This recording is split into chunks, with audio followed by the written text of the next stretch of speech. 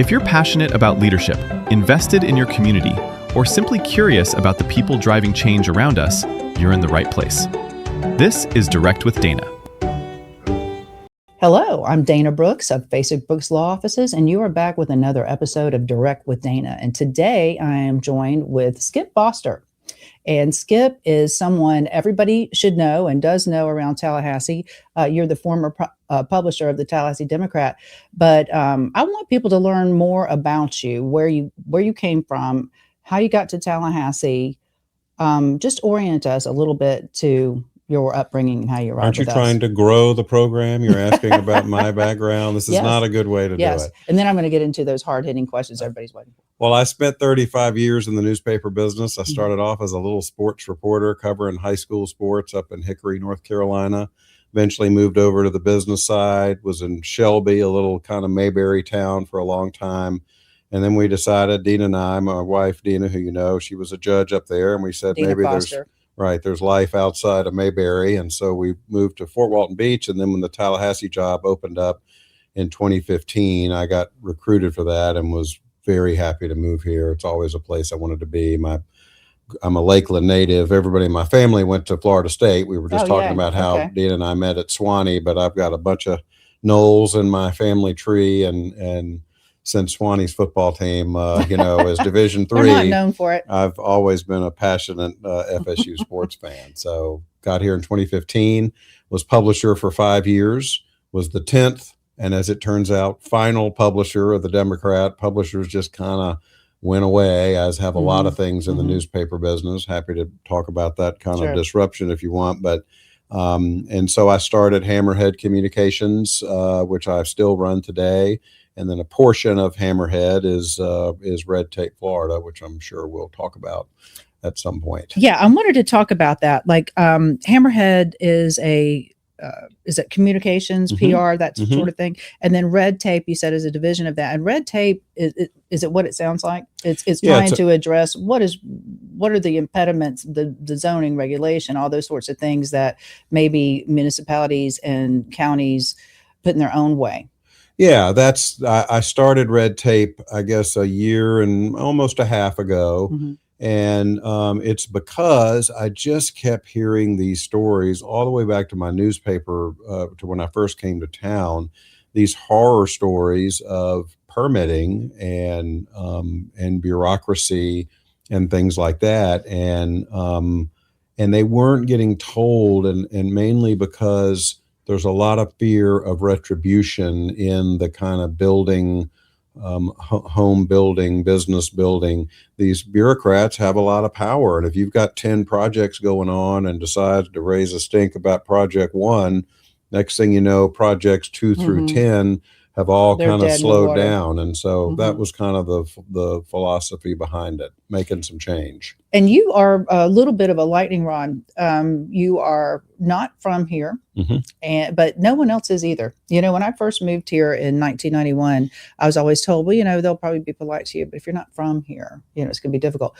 Well, 35 years later, I realized no one's from here. I mean, there's a handful of people who are still homegrown, but they don't really seem to have they're not active on the city council and the community, county councils. It's all the rest of us who came here through some other reason. Maybe it was college and you stayed, or maybe it was a job that transferred you or your spouse here and you stayed. But I'm seeing a more openness for other opinions, people who have been somewhere else. They have experienced something else. And, you and I want to talk about that. Like you mentioned to me, Austin. I talked to the mayor and I said, I've been looking at what other mayors are doing, what's going on in other places of the world. I want to ask you, as somebody who calls attention to these sorts of things, puts a microscope on, really, what is the problem here?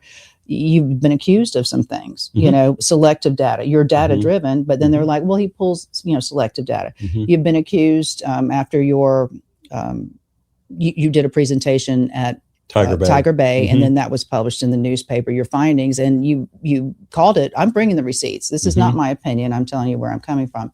Some accused you of being anti-Tallahassee. You don't like our city. How do you respond to that? And what is your message? What are you trying to accomplish whenever you bring these statistics and this data to light? Yeah, I think Tallahassee has underachieved. So I love this place. I want to be here for a long time, hopefully forever. It is simply not reaching its potential, and there are economic statistics. Yeah, you can cherry pick statistics, but if someone wants to get into a economic statistics war with me and try to prove that we are a thriving, bustling community, good luck, because the data is overwhelming and to me actually alarming. Right? I mean, so one of the numbers that I've talked about is jobs. I think that's really important. Apparently some want to make a distinction between there's 5,000 less jobs in Leon County versus there's 5,000 fewer Leon County people working. They see a big distinction between those two things. I don't. I think they're both super alarming. And in the macro, if you look over time, our job growth lacks every state measurement that you could possibly have. Our population growth is absolutely anemic.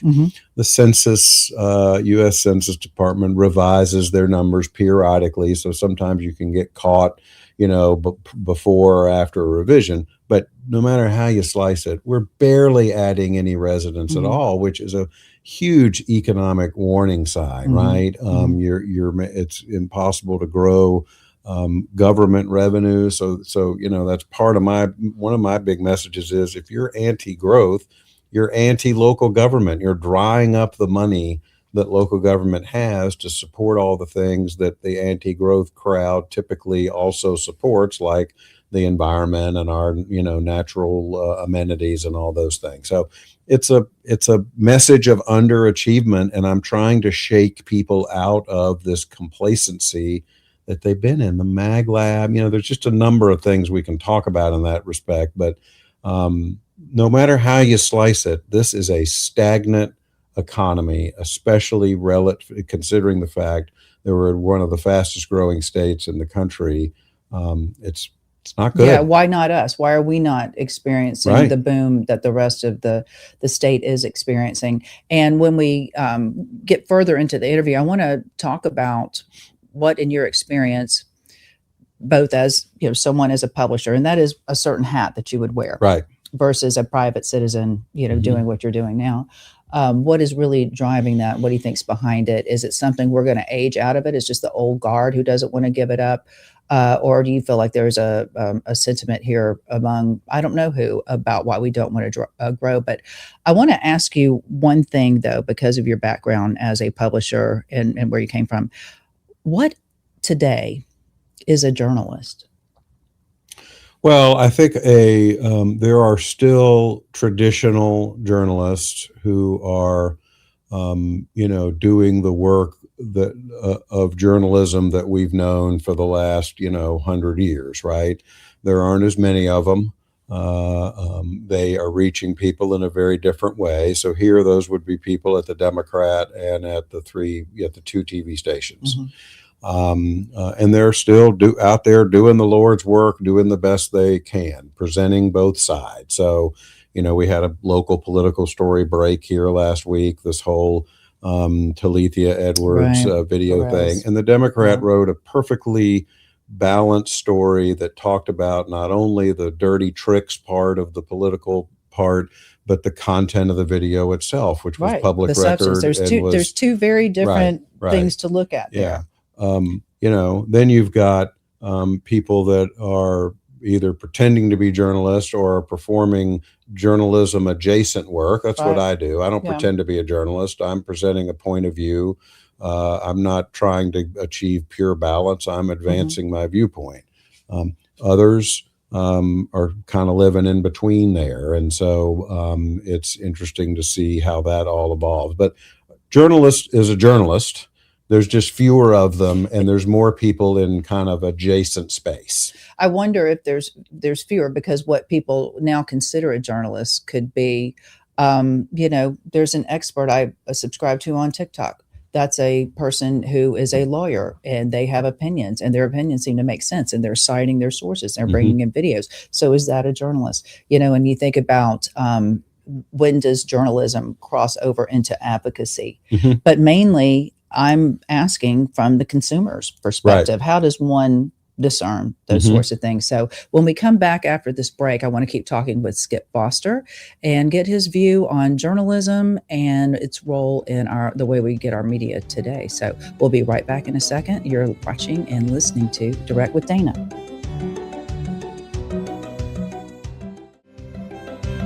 You're listening to Direct with Dana, straight talk for forward thinkers, presented by Phasig Brooks. And here's your host, Dana Brooks. Hello, you are back with Direct with Dana. I'm Dana Brooks of Phasig Brooks Law Offices, and I am speaking today with Skip Foster. Skip, welcome again. I'm so glad you made some time with us. You've got some issues that you bring up in your pursuits in red tape.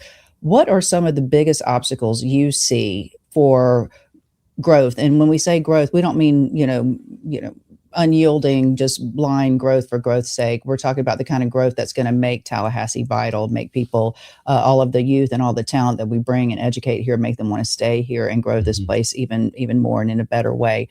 What are some of the obstacles you see, both in terms of bureaucracy, red tape, but also culturally? Yeah.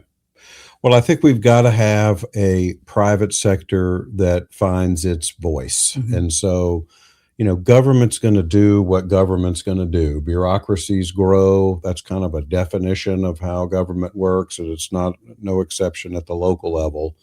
And so it's, in my view, incumbent on the private sector to lead the way in being the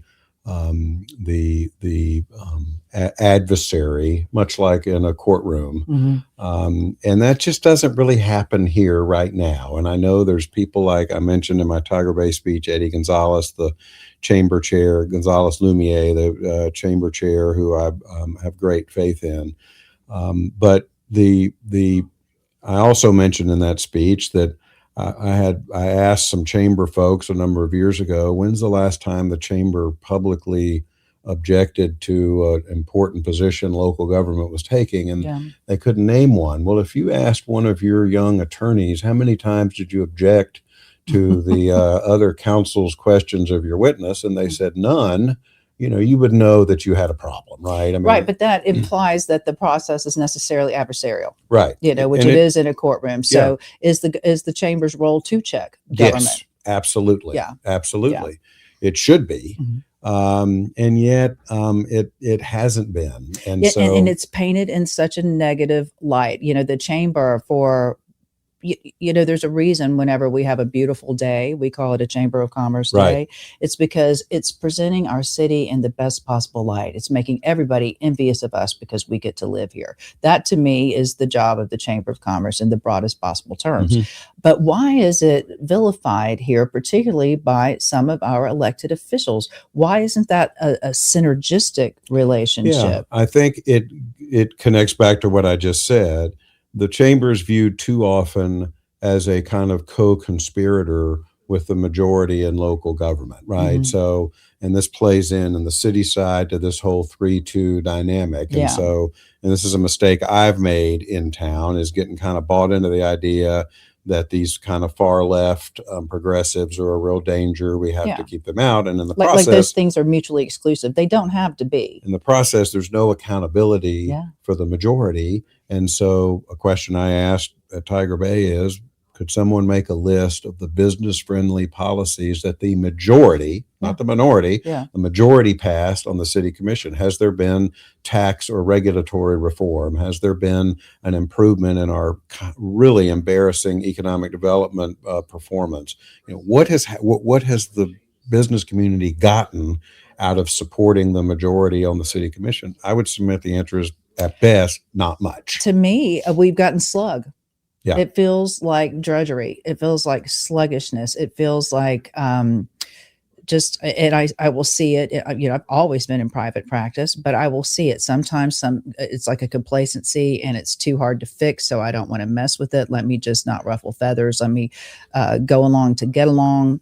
And then that's no good. But on the converse, being antagonistic simply for the sake of being antagonistic, or staying in your feelings, staying constantly about, form over substance. Right. I don't see that moving us forward. I just see, just drudgery, recalcitrance on both sides. Just, it doesn't, I'm not seeing leadership. Well, that's why I sent you the Austin thing, which Great segue into we that. put a story up today summarizing this amazing interview that the Austin mayor gave Bloomberg. It was their Wall Street Week report. And just to kind of cut to the essence of it, Austin had an affordable housing problem like many communities.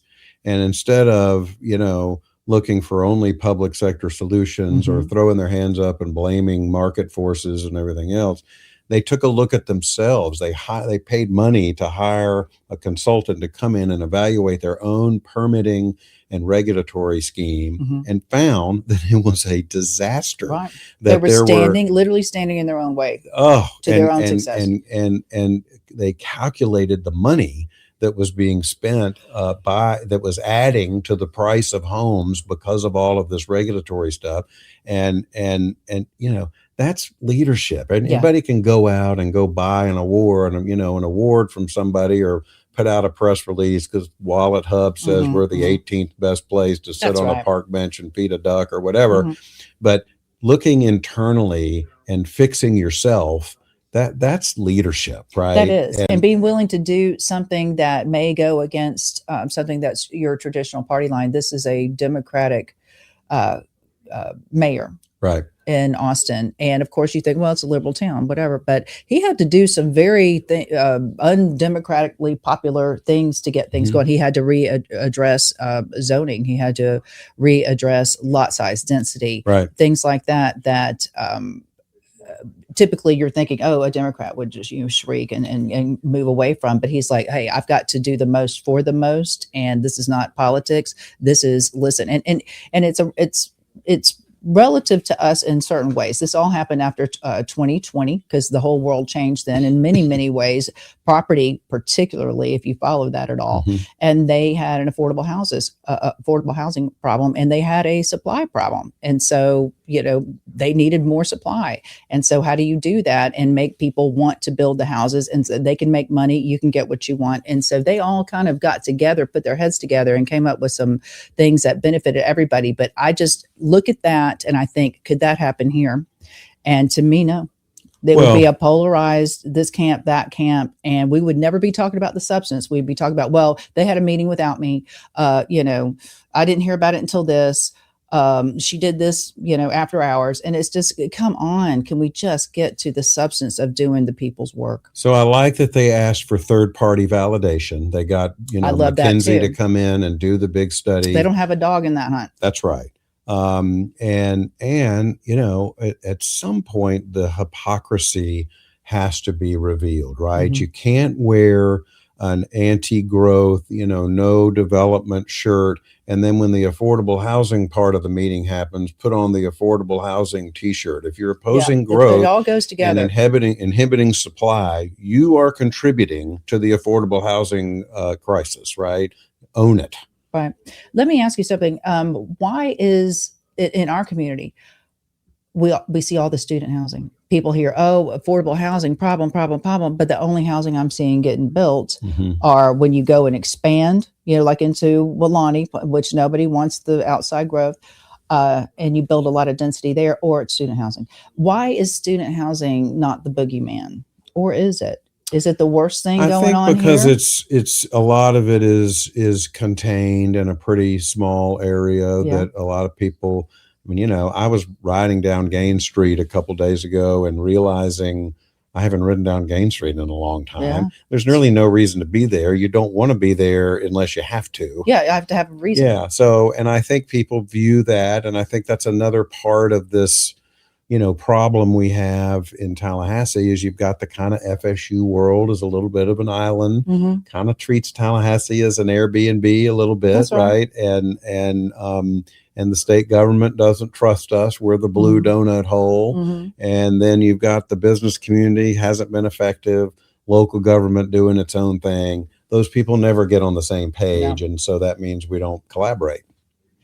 Yeah, I think I think one thing I learned from the interview with the mayor of Austin was he saw his city as a fountain of youth because he had all the young people coming there to be educated. It's a little different from other capital cities. Like Montgomery can't say that. They've got a HBCU university and they've got an Air Force base there, but it's not the driving in the legislature. The government is not the driving force around there. It's a little bit different for us because how we are oriented, and there's so little private practice here.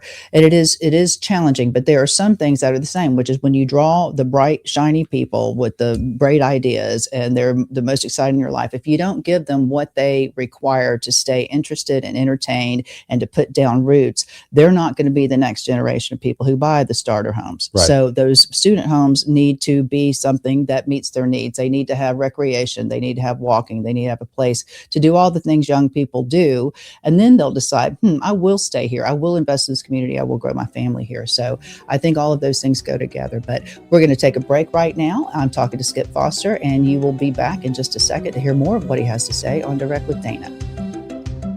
We're just getting started. More of today's conversation continues next on Direct with Dana. You're listening to Direct with Dana, straight talk for forward thinkers, presented by Fasig Brooks.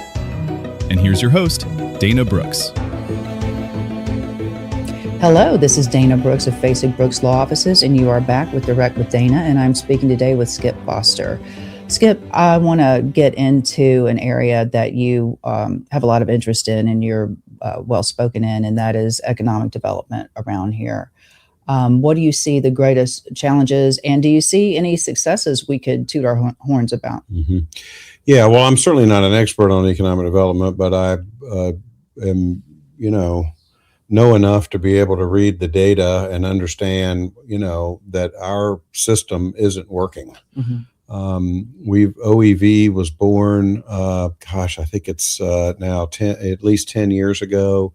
And other than Amazon, which anybody that knows anything about that deal knows OEV didn't have anything to do with it. They came and said, we're going to come right here. Yeah, and, we've looked and want you. We don't have an out-of-market win, like none. Yeah. And isn't that their primary function? Right. And so there's two things about that. I don't understand how performance can be that poor. And I don't understand why there isn't more outcry from elected officials about it. I mean, this is part of the lifeblood of a community, is recruiting new. I'm not talking about a Fazoli's replaces an Applebee's that closed, or a new coffee shop or chicken shop. Yeah. I mean, when your population isn't growing, that's just net zero. Right. Yeah. So you have to grow an economy and grow industry and jobs. We've had a number of leaders of OEV, good people, good, smart people. So obviously it's not a leadership problem. It's a structural problem. We created something that doesn't work, and it needs to be fixed. Why does it work? First of all, tell me what it is, who's on it, how they get that job, and what their mission is, and how you feel like they're failing. So it's the Office of Economic Vitality, which was created under the most recent blueprint. A percentage of the blueprint revenue goes to this entity. They have 10 or 11 staffers. I'm doing a little bit of research just right now on the personnel. Looks like not many of them are actually focused on outside recruitment, which is concerning. What would they be focused on? Well, there's other departments within OEV. There's a guy that does data. They have a fantastic dashboard of data. There's a significant minority women's business department. Looks like there's 3 or 4 people in that department that are focused on making sure that local businesses have access to money that are led by women or minorities. And so that seems to be a pretty large chunk of what is done there. And there's not much marketing to speak of. They've just put out an RFP after we wrote some stories about the lack of marketing. It's that you've got a board of 12, but the combined city and county commissions ultimately are who OEV it reports to. You don't have to be a parliamentarian to understand that's a recipe for disaster, that you got to be nimble. You got to have some trust.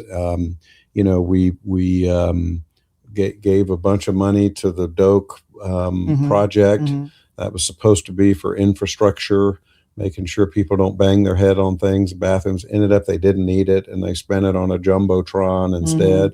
Well, I love the jumbotron. I love FSU games. I want them to win. I understand that's an economic driver, but maybe our dollars would be better focused on incentives and actually bringing in prospects. The other problem with our economic development work is Tallahassee is known not just across the state, but across the region as an incredibly business unfriendly place. So stop for a minute and tell me why you believe that is, and what do people not understand about it, and what's in our way? Yeah, so the why is why the answer to the why is red tape, Florida. That's why the site was born. That. Yeah. And so we've been able to tell stories. There was a shed. We told a story about an apartment complex that wanted to update a shed, renovate it, where they put their lawnmowers off in the corner of the property. They're went through so many hoops that they eventually decided it would be easier just to demolish the shed. Then they couldn't get the demolition permit for the shed. We wrote about it in November. I heard a couple of days ago that they're still trying to get the thing finalized. It's a shed. Yeah. Midtown Reader. I mean, are you kidding me? A bookstore, like You've Got Mail, right? The Meg Ryan bookstore wants to expand. Any other city, they would show up with a gift basket and say, "Oh, how can we help? Well, this is amazing. We want to do whatever we can do." This is a bookstore where they donate books to Title I schools so they can have they're doing Tell me kind a of work. negative thing about literacy. Right. And instead it's, we want you to double the size of the sidewalk. And how about if you move food trucks onto the land that you just no way to say, no, I'm not going to do that. And I'm going to take this up and I want to appeal this, or if someone had the money and the time and the inclination, can they fight City Hall in that regard? Or is that just, we have let our laws and regulations get so convoluted that nobody can help them. They're just all stuck having to enforce them. That's what our bureaucracy is. Well, so we've got a leadership fail. Part of red tape's kind of theory is that this retribution, the antidote to retribution is publicity, right? Yeah, sure. And so it's one thing to have to go into the halls of the bureaucracy and fight it yourself and hire lawyers and, get passed from one department to the other, which is, of course, what Austin found, is that sometimes you would go through 19 different departments just to, get one permit. But the publicity is actually the kryptonite to the bureaucracy. They don't like it, and they respond to it. And we're making change across the state by the stuff that we're writing. That's how we got the tampon tax law changed. When we looked at the law, we used to pay taxes. And I was so hoping that would be a topic of discussion. I knew you were wanting to cover tampons for sure. And I promised you that we would. That was in the contract when we negotiated. No, but it was the same type of thing. It was so bastardized the way they had put this law. We used to pay taxes on the experience of menstruation in Florida. Right. It was considered a luxury. Yeah. That was not my experience. I was going to be just anecdotally, it was never a luxury for me. But anyway, we used to pay a tax on that. And I thought, well, that's crazy. And someone called me, Brian Gowdy, over in Jacksonville. And he says, we've got to sue. We've got to change this. So we started looking at the law, and it was so crazy and convoluted. We really could not find a clear path for a legal argument to overturn it. So I went back to what kept me between the ditches as a child. Shame. Right. I wish we would bring back shame. You ought to be ashamed of yourself, young lady, for this. And that made me not do that as a young lady. So I got some legislators who couldn't believe this was going on. And so they led Argenziana. Well, I don't know. I'm maybe getting the wrong names. I don't want to attribute this to the wrong person, but a couple of women legislators, I know Lauren Book was one of them, and they said, this is outrageous. And then they said, oh, we shouldn't be paying taxes on diapers either. Right. So it led to some other things, but it was not attacking the damn law that got it done. Right. Because sometimes that is so convoluted, and that's why you can't get things done. And that's what I think red tape does expose. What other kinds of things like that you think maybe awareness, I say shame, maybe you say publicity, Mm-hmm. awareness, whatever code you want to put for letting people know that this is happening and they probably could raise hell and do something about it. What other things like that could we get the public behind? Well, one of the areas that I've learned a lot about, and this is a little bit dry, but we're nearing the next break, but the private providers. So these are the people the legislature 20 years ago privatized some of the inspection work. Well, the local governments hate these people because they're taking their money, they're taking their responsibility, and they fight them every step of the way. We have written a lot of stories on this. New legislation has been passed. We've got even the Building Officials Association saying, hey, it's time for us to knock it off and play ball on this stuff. Because you had private provider, developers use a private provider, and the permit fee would just increase by $500 for no reason, right? Because they were trying to discourage people from using them. And so that's been an area we've had a lot of luck. The bureaucracy has grown a lot. People aren't aware of it, and it costs us all a lot of money. I want to talk about that when we come back from the break. What is it really doing for us, and what was it designed to do, and what has it become? We're going to be right back after the break. You're talking to Dana Brooks and Skip Foster today on Direct with Dana. We'll be right back.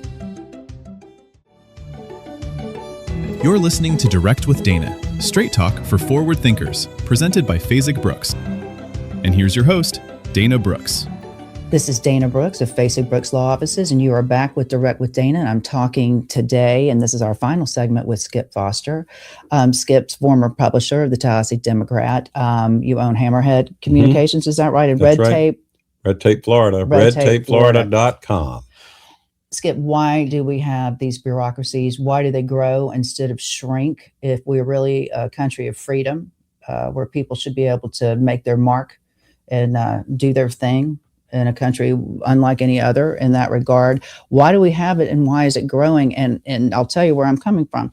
It's almost like after the New Deal, that created a lot of jobs, creating this infrastructure and all these things that we rely on. Those created the middle class.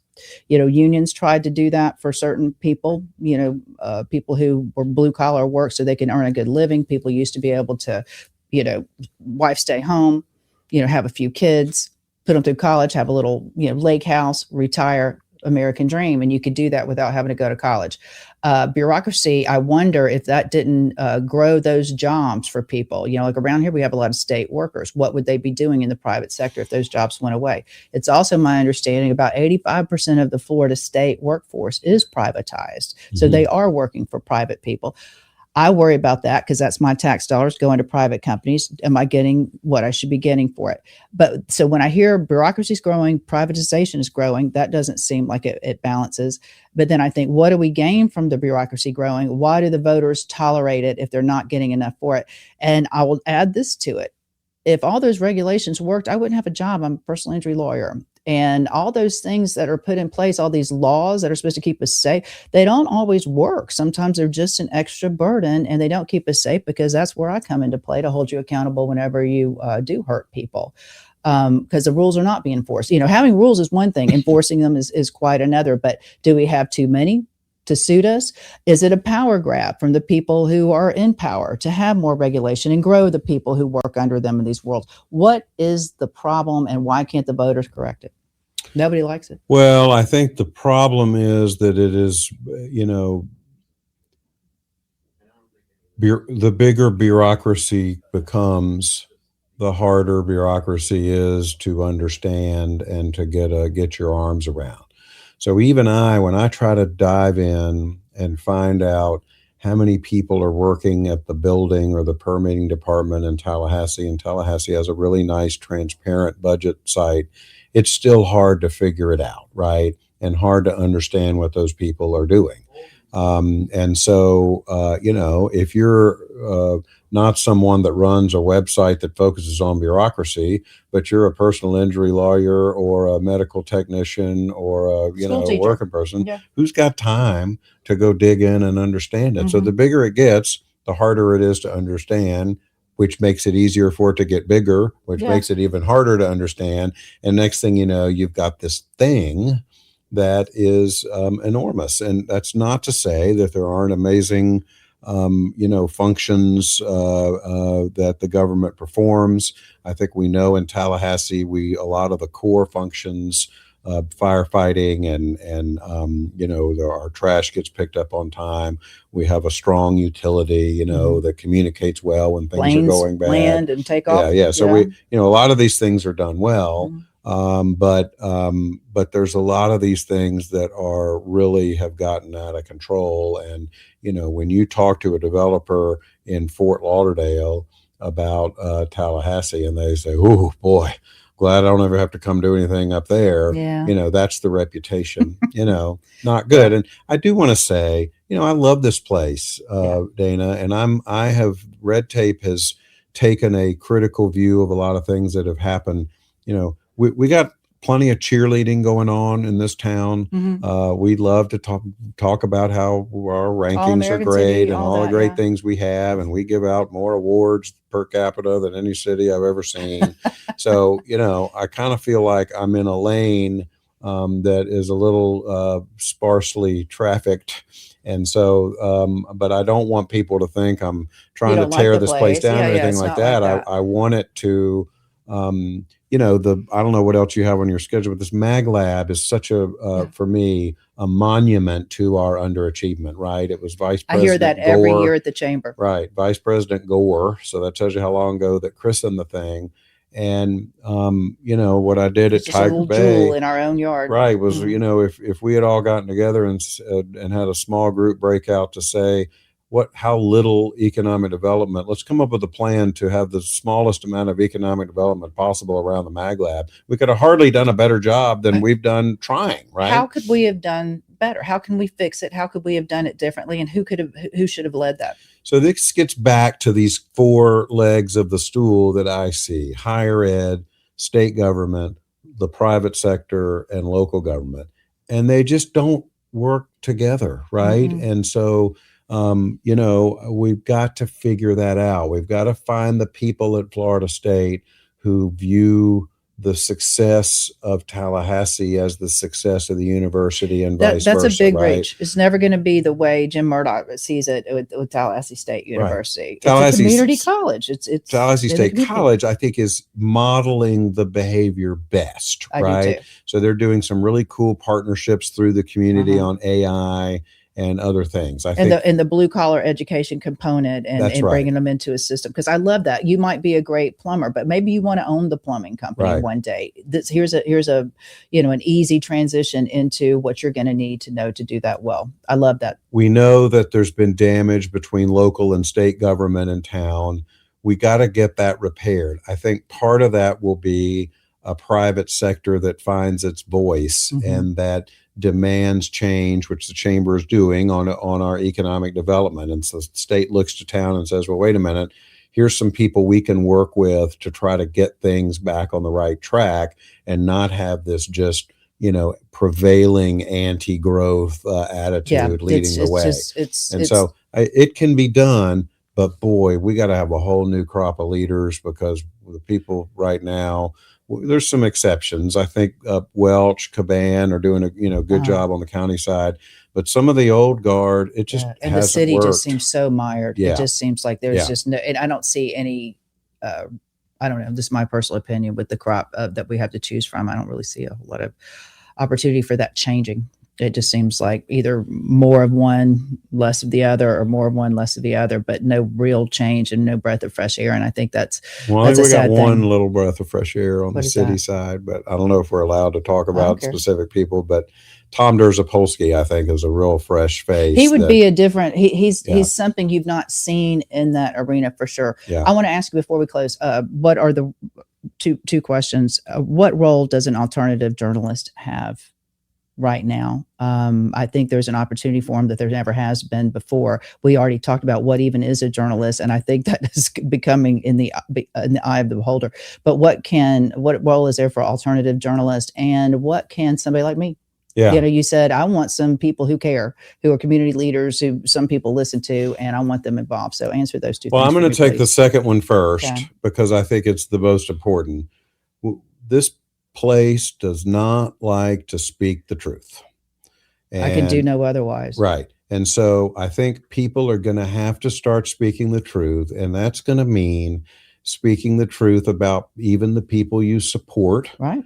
And it's okay if your political opponent says, well, I woke up this morning and the sun rose in the east. Your response doesn't have to be, no, it rose in the west. You were oriented wrong. Because I hated you and everything that you stand right. for, and then you must be wrong. Or you offended me one time and right. I can't get over it. And I think we've also got to elect people that have vision and courage and independence, as opposed to people we think we can control and fit into our little 3 or 2 or whatever world, right? And will be accountable to us once they're there. Because this 3-2 dynamic is not working. Dysfunctional. It's not working. Mm-hmm. It's not just because they fight.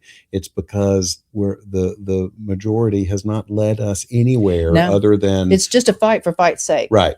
It's not like they're holding us back. It's just we're fighting. Right.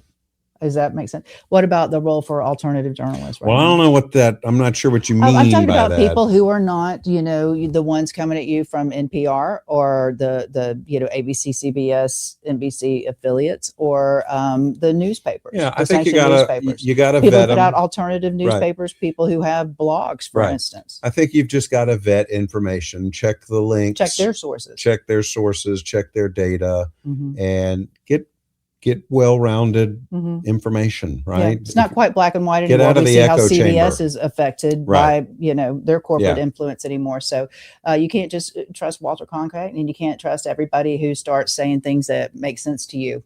And then you go, they must be smart because they'd say what I think. That's the way it was. Yeah.